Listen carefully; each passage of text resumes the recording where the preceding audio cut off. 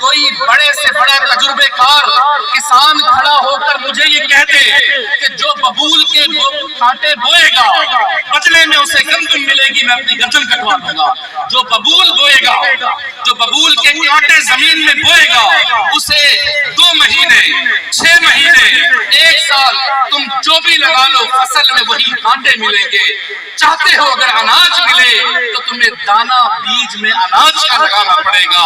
تو لہٰذا ہمارا صبح، ہمارے شام، ہماری راتیں بغض میں، کینے میں، لڑائیوں میں، نفرتوں میں، ایک دوسرے کی عزتوں پہ حملہ کرنے میں، ایک دوسرے کو نیچا دکھانے میں ہم سارا دن کام کرتے ہیں شیطان والا، اور نتیجے میں ہم پھر یہ کہتے نظر آتے ہیں کہ برکت نہیں ہے، پھر ہم نظر یہ آتے ہیں کہ معاشرے میں خیر نہیں ہے، پھر ہم یہ کہتے نظر آتے ہیں کہ معاشرے میں امن نہیں ہے۔ تو لہٰذا میں آپ کو یہ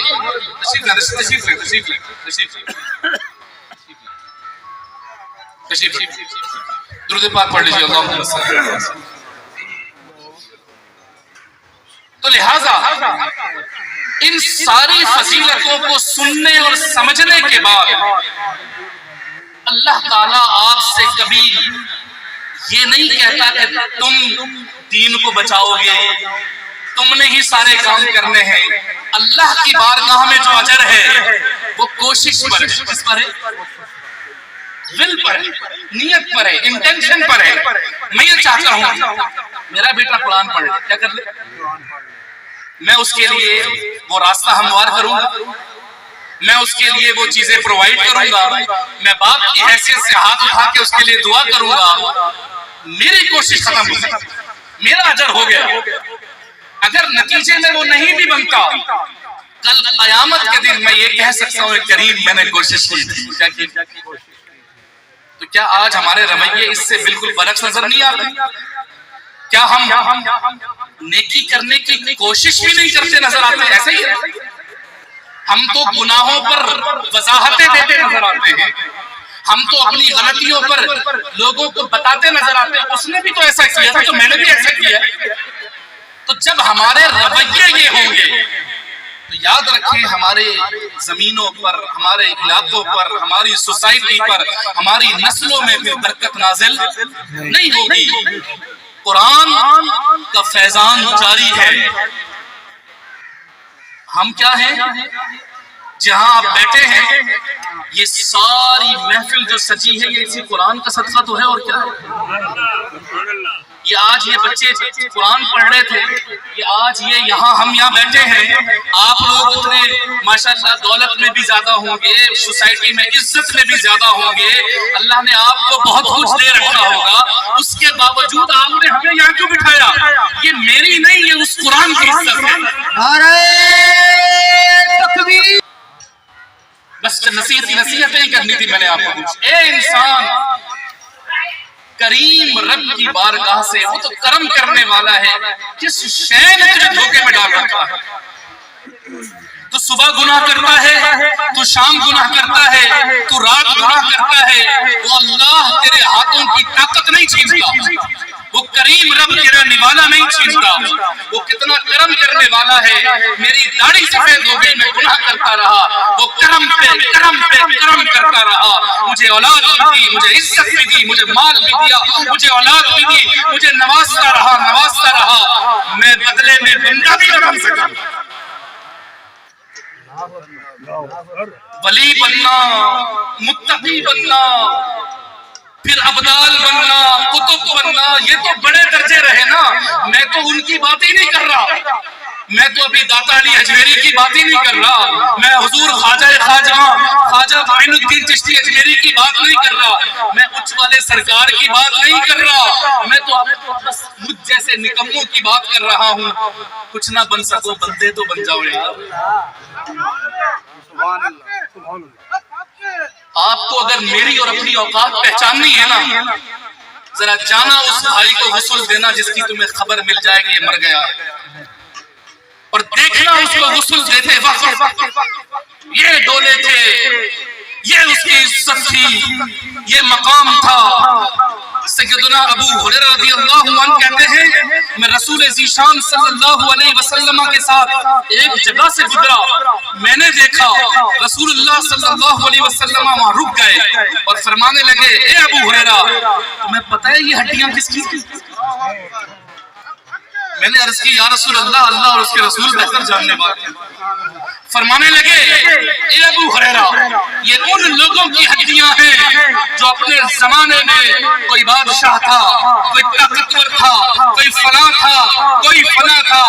آج یہ وہ لوگ تھے جن کے نام سے لوگوں کے دل کانپ جاتے تھے، آج ان کی بوسیدہ ہڈیاں ان کا ماتم کرتے ہوئے بتا رہی ہیں اے انسان تجھے کس شے نے دھوکے میں ڈال رکھا ہے، تیری دولت یہی رہ جائے گی، تیری اولاد یہی رہ جائے گی، تیرا مال تیری جیب سے بھی نکال لیں گے، تیرے پہنے ہوئے کپڑے بھی اتار لیے جائیں گے، تو کیا لے کے جائے گا؟ فرمایا جب بندہ مرتا ہے تین چیزیں اس کے ساتھ ہوتی ہیں۔ عرض کی یا رسول اللہ وہ کیا چیزیں ہیں؟ فرمایا ایک مال، ایک رشتہ دار اور ایک اعمال۔ مال تو ایسا بے وفا ہے یہاں سانس ٹوٹی جیبیں بھی خالی کر دیں، ایسا بے وفا ہے۔ بڑا ناز ہے ہمیں میں فلاں ہوں میں فلاں ہوں، مٹ گئے نامیوں کے نشان کیسے کیسے، زمین کھا گئی نوجوان کیسے کیسے۔ اس زمانے میں کیا تھے اور نتیجے میں کیا نکلا؟ تو فرمایا مال تو ایسا بے وفا کہ ابھی تو مرا بعد میں تھا، جیبوں سے نکال کے گھر میں اس نے ساتھ چھوڑ رہا بھائی چاہ تجھ سے میری کوئی یاری نہیں۔ کہا رشتہ دار پھر بھی تھوڑی وفاداری کرتے ہیں، کوئی شکل دیکھ کے، کوئی بھائی دیکھ کے، کوئی سنگتی دیکھ کے کیا پکڑتے ہیں، اٹھاتے ہیں، نہلاتے ہیں، سجاتے ہیں، کندھوں پہ سوار کرتے ہیں، آنسو بہاتے ہیں، چل پڑتے ہیں، کوئی رو رہا ہوتا ہے، کوئی ماتم کر رہا ہوتا ہے، کوئی کیا کر رہا ہوتا ہے۔ اور ماں ہے جو سب سے شدید محبت کرتی ہے، جو یہ کہتی نظر آتی ہے کہ میں اپنی اولاد کے بغیر رہ نہیں سکتی، میری دنیا ختم ہو گئی، میرا سب کچھ لٹ گیا، ابھی چند قدم گزرتے ہیں اور قبرستان آ رہا۔ اب جب قبر کی باری آئے تو جو ماں میرے بغیر رہ نہیں سکتی، کوئی مجھے بتائے گا یا میرا بھائی بیٹھا ہوا کسی ماں نے یہ کہا ہو کہ مجھے بھی ساتھ دفنا دو؟ نہیں، ہرگز نہیں۔ یاروں کی وفا یہاں پر ختم۔ تیرے دو ساتھی تجھے اب چھوڑ گئے، تکیہ ٹیڑھا ہو غصہ آ جاتا ہے، مکھی بیٹھ گئی تو مچل جاتا ہوں، مچھر کاٹ لے تو رات کی نیند میری حرام ہو جاتی ہے، کوئی مجھے گھور کے دیکھ لے میرا دل مچل اٹھتا ہے۔ وہی انسان، وہی نازوں کا پلا بڑا، وہی شہزادہ آج اپنے وہی محبت کرنے والے بھائی خاک پہ لٹا دیتے ہیں، اور کوئی یہ بھی نہیں کہتا کہ تکیہ رکھ دو، یہ بھی نہیں کہتا۔ تو قرآن کی فضیلت جان لی، مسجد کی فضیلت آپ نے جان لی، حضور سے محبت کو آپ جانتے ہیں، کون سی نیکی ہے جس کا آپ کو نہیں پتا؟ مجھے بتائیں۔ گالی دینا نیکی ہے؟ یہ گالی نہ دینا نیکی ہے، سب کو پتا ہے۔ جھوٹ بولنا اچھی بات ہے یا جھوٹ بولنا نہ بولنا اچھی بات ہے؟ وہ پیچھے بیٹھا ہوا بچہ بھی کہے گا کہ جھوٹ بولنا بری بات ہے، سب پتا ہے ہمیں۔ ہم نے کبوتر کی مانند آنکھیں بند کر کے کہا بلی نہیں ہے، بلی سامنے ہے۔ اے انسان تو بھاگ، تو ادھر سے بھاگ، تو ادھر سے بھاگ، تو یہاں بھاگ۔